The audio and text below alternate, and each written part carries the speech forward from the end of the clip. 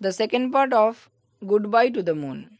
In the previous part, we read that Kepler and his father are going to Earth for his father's expedition in Earth. So let's read. Suddenly, the door opened behind me. হঠাৎ করে আমার পিছনের যে দরজা সেটি খুলে গেল। I could hear excited voices.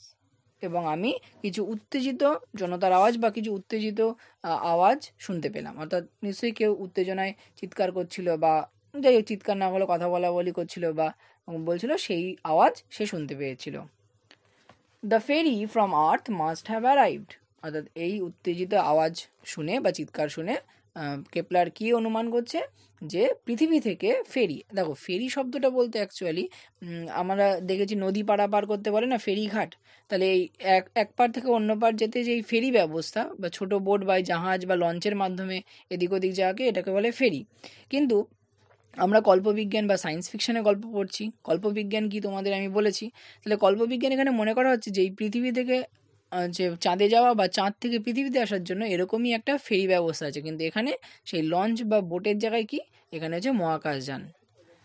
সেটা এখন ওই আওয়াজ শুনে তাহলে কেপলার কি মনে করছে যে দ্য ফেরি ফ্রম আর্থ, পৃথিবীর থেকে আসা ফেরিটি মাস্ট হ্যাভ অ্যারাইভড, হয়তো এসে উপস্থিত হয়েছে। কারণ দেখো যে ট্রেনে ধরো তুমি যাবে সেই ট্রেনটা ধরো যে স্টেশনে আসবে বা আসছে, তাহলে তখন হচ্ছে সবাই একটু উৎফুল্ল বা আনন্দিত হয়ে চিৎকার করে, ঠিক সেরকম বলেছে এখানে।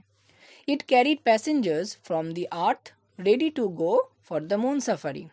এবং যে ওই ফেরিটা এসেছে সেই ফেরিটা কাদের বহন করে এনেছে না পৃথিবীর থেকে মানুষদের বহন করে এনেছে যারা কিনা রেডি টু গো, যারা প্রস্তুত ছিল বা আসা কিসের জন্য এসেছে ফর দ্য মুন সাফারি। অর্থাৎ সাফারি মানে দেখবে জঙ্গল সাফারি করে, অর্থাৎ জঙ্গল সফর বা জঙ্গলের মধ্যে ঘুরে বেড়ায় বন্যজন্তু বা বন্য জীবন দেখার জন্য। ঠিক সেরকমই পৃথিবীর থেকে প্রস্তুত সেই লোকজনরা এসেছে যারা কিনা মুন সাফারি বা এই চাঁদকে ঘুরে দেখবে। Cause people eager to look around the moon, কারণ কি না লোকেরা বা পৃথিবীর লোকজনরা মানে চাঁদে ঘুরতে বা চাঁদের চারিদিকে ঘুরে বেড়াতে পছন্দ করে বা এগার মানে আগ্রহী। অ্যান্ড হেয়ার উই আর, এবং এদিকে আমরা অর্থাৎ সে আর তার বাবা going to the earth instead, অর্থাৎ লোকে পৃথিবী থেকে চাঁদ দেখতে আসছে আর আমি আর আমার বাবা কী করছি না এই চাঁদ থেকে পৃথিবীতে যাচ্ছি। I slipped out of the room to the central lobby. অর্থাৎ আমি চুপিসারে, স্লিপড আউট মানে চুপিসারে বা অগোচরে সেই ঘর থেকে বেরিয়ে গিয়ে সেন্ট্রাল লবির দিকে এগোলাম। সেন্ট্রাল লবি মানে মাঝের একটা কোনো প্যাসেজ বা অংশকে বলা হচ্ছে। ফাদার ওয়াজ স্ট্যান্ডিং দেয়ার, সেই সেন্ট্রাল লবির ওখানে বাবা দাঁড়িয়েছিলেন। There were the last minute goodbyes, এবং সেখানে শেষ সময়ের বিদায় পর্ব চলছে। Good luck governor, someone called out, সে শুনতে পেল কেউ একটু চিৎকার করে বা বলল বা সম্ভাষণ করে বলল তার বাবার উদ্দেশ্যে যে good luck governor. See you in 6 months at the latest, replied my father cheerfully. এবং তার সেই কথার উত্তরে আমার বাবা উৎফুল্লভাবে কি বলল বা কেপলারের বাবা উৎফুল্লভাবে কি বলল যে খুব বেশি হলেও 6 মাসের পরে তো তোমাদের সাথে দেখাই হচ্ছে। I walked with him to the earth ferry, এবং তারপর কেপলার তার বাবার সাথে হেঁটে কোথায় গেল সেই আর্থের যে ফেরি আছে সেদিকে। ইট ওয়াজ ম্যাগনিফিসেন্ট, এটা তো দুর্দান্ত বা চমকপ্রদ, অর্থাৎ সে ওই ফেরিটার কথা বলছে। It was 3 times as big as our moon ferries, অর্থাৎ বলছে মুনের যে ফেরিগুলো আছে সেই মুনের ফেরির থেকে এই পৃথিবীর থেকে আগত যে ফেরিটা সেটা প্রায় সাইজে বা আকারে 3 গুণ বড় বা বেশি। Is everything on earth as wonderful as this, I whisper to my father. Kepler সে কী করলো তার বাবার কানে উইসপার ফিস করে বলল যে আচ্ছা পৃথিবীতে সমস্ত কিছুই কি অ্যাজ ওয়ান্ডারফুল অ্যাজ দিস, এরকমই অত্যাশ্চর্য, অর্থাৎ এই ফেরিটার মতো এরকমই আকর্ষণীয়, এরকমই অদ্ভুত। প্রিটি মাচ সো, ও তার বাবা বলছে যে হ্যাঁ এমনটা বলতে পারো। ইটস ডিফারেন্ট ফ্রম হোম, আমাদের বাড়ি বা আমাদের চাঁদের থেকে পৃথিবীর জিনিসগুলো একটু আলাদাই। ফাদার রিপ্লাইড, বাবা উত্তরে বলল। The ferry move slowly out of his dock, দেখো ডক মানে কি ওই সেই বন্দর বা পোতাশ্রয়, তো বন্দর বা পোতাশ্রয় কার হয় জাহাজ বা নৌকা এরকম মানে ওয়াটারিং ভেসেলের কে বলা হয় যে সেই ডকে এসেছে বা ডক থেকে ছেড়েছে। তাই এখানেও বলছে সেই ফেরিগুলো মানে ফেরির যে স্থান যেখান থেকে এই ফেরিগুলোকে ছাড়া হয় সেখানে বা সেই ফেরিগুলো আসে, এটাকে এখানে ডক বলে উল্লেখ করেছে। তাই সেই ডক থেকে সেই ফেরিটা আস্তে আস্তে মুভ অ্যাওয়ে, মানে মুভ স্লোলি, অর্থাৎ ধীরে ধীরে সেখান থেকে পৃথিবীর উদ্দেশ্যে রওনা দেবে। ইট এন্টার্ড দি আর্থস গ্র্যাভিটি, এবং তারপর ওই ফেরিটি কোথায় প্রবেশ করলো না পৃথিবীর যে অভিকর্ষ বল আছে বা অভিকর্ষ যে টান আছে, আমরা পড়েছি অভিকর্ষ টানের ফলে পৃথিবী নিজের কেন্দ্রের দিকে যে কোনো বস্তুকে টানে। তা সেই অভিকর্ষ ক্ষেত্র যে আছে পৃথিবীর চারিদিকে, সেই অভিকর্ষের মধ্যে ওই যে ফেরিটা সেটা প্রবেশ করেছে। I found my eyes were closing, এবং তারপর সেই কেপলার দেখলো যে তার চোখটা একটু বুজে আসছে, তার মানে কি তার একটু তন্দ্রাচ্ছন্ন ভাব বা একটু ঘুম ঘুম ভাব এসেছে।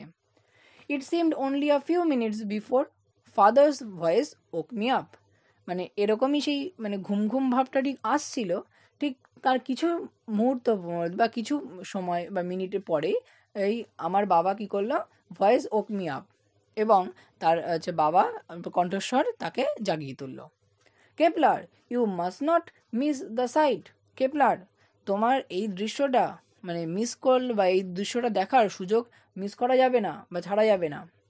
We have just entered into the earths orbit. দেখো দেখো, আমরা এই সবেমাত্র পৃথিবীর যে কক্ষপথ, সেই কক্ষপথে, অরবিট মানে কক্ষপথ, কক্ষপথে প্রবেশ করেছি। লুক, দেখো। I looked out eagerly. তাই তখন তার বাবার কথা শুনে কেপলার এগারলি অর্থাৎ আগ্রহ বা উৎসাহ ভরে সেটা দেখলো। আই রিকগনাইজড, আমি চিনতে পারলাম, the narrow stretch of central America, central বা মধ্য আমেরিকার যে সংকীর্ণ যে বিস্তৃত অংশ যেটা সেটা। And then the majestic Atlantic beneath us, এবং আমাদের নিচে সেই রাজকীয় অর্থাৎ আটলান্টিক মহাসাগর তো অনেক বড়, তাই বলছি সেই রাজকীয় ও আটলান্টিক মহাসাগরকেও দেখলাম বা চিনতে পারলাম। The planet's all water, I gasped. গ্যাপস মানে আমি একটা হাঁপ ছেড়ে বললাম, একটা গ্রহ যার সমগ্রটাই কিনা জল বা বেশিরভাগটাই জল। 7/10 of it are, father agreed. আমার কথার উত্তরে বাবা সম্মত জানিয়ে কি বলল, যে এর অর্থাৎ এই গ্রহের 10/7 জল।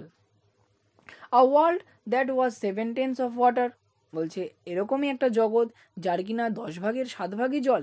অন মুন, কিন্তু আমাদের চাঁদে। Water was harder to get than oxygen, মানে অক্সিজেনের থেকে জল আমাদের এখানে খুঁজে পেতে খুব কষ্ট। কোথায় না মুনে বা চাঁদে।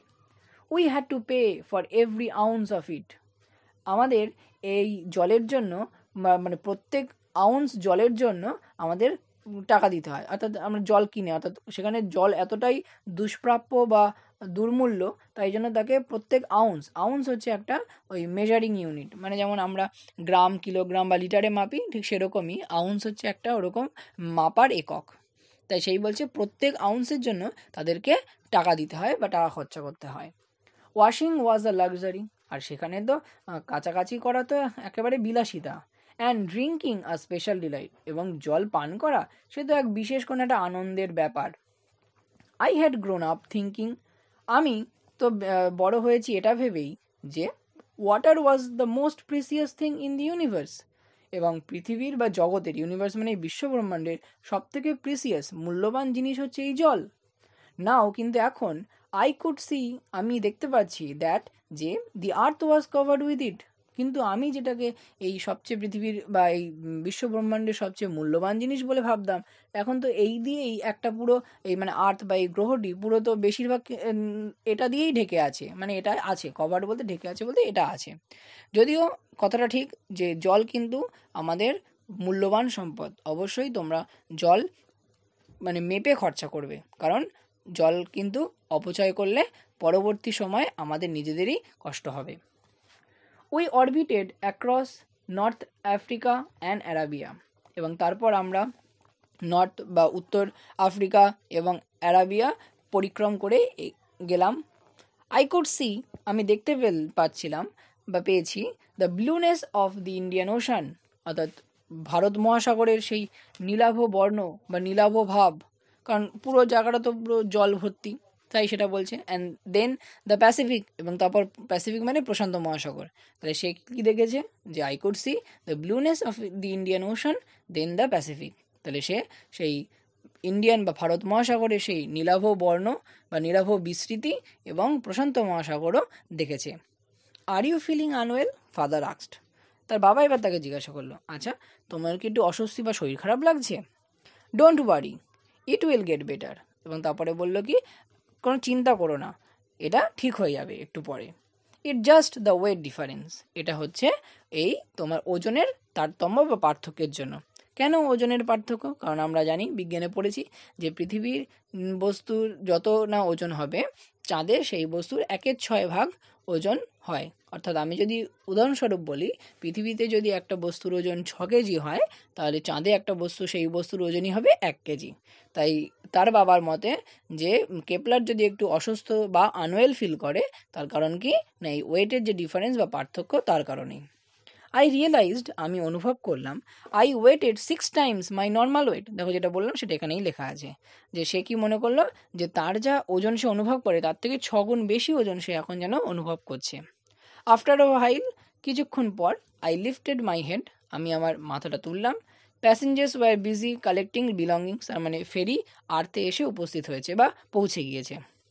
তাই যে যাত্রীরা ছিল, যারা মুন থেকে আর্থে এসেছে, তারা ব্যস্ত হয়ে পড়েছিল তাদের যে বিলঙ্গিংস মানে যে জিনিসপত্র নিয়ে এসেছিল সেই সমস্তগুলোকে সংগ্রহ করতে পারে নিতে। উই হ্যাড ল্যান্ডেড, আমরা অবতরণ করেছি বা ল্যান্ড করেছি বলতে পারো বোঝার জন্য, অর্থাৎ তারা ওই হচ্ছে পৃথিবীতে এসে পৌঁছেছে। I struggled with my own safety straps. Struggle মানে এখানে মানে আমি একটু ওই আমার যে সেফটি ট্র্যাপ, অর্থাৎ দেখবে গাড়িতে যেমন সেফটি বেল্ট থাকে, সেই সুরক্ষিত যে বেল্টটা ছিল মানে সেফটি ট্র্যাপ, সেই সেফটি স্ট্র্যাপটা খুলতে গিয়ে একটু কি বলবো মানে আটকে গেছিলো, যেমন অনেক সময় খুলতে না পারার জন্য আটকে যায় না, ঠিক সেরকম। অর্থাৎ ওইটা নিয়ে আমি একটু সমস্যায় পড়েছিলাম। Father leaned over to help me, বাবা আমার ওপর ঝুঁকে আমাকে সাহায্য করার জন্য, বা অ্যাকচুয়ালি বলতে গেলে father leaned over to help me, অর্থাৎ বাবা ঝুঁকে আমাকে সাহায্য করলেন কিসের জন্য, যাতে আমি ওই সেফটি স্ট্র্যাপটা খুলতে পারি।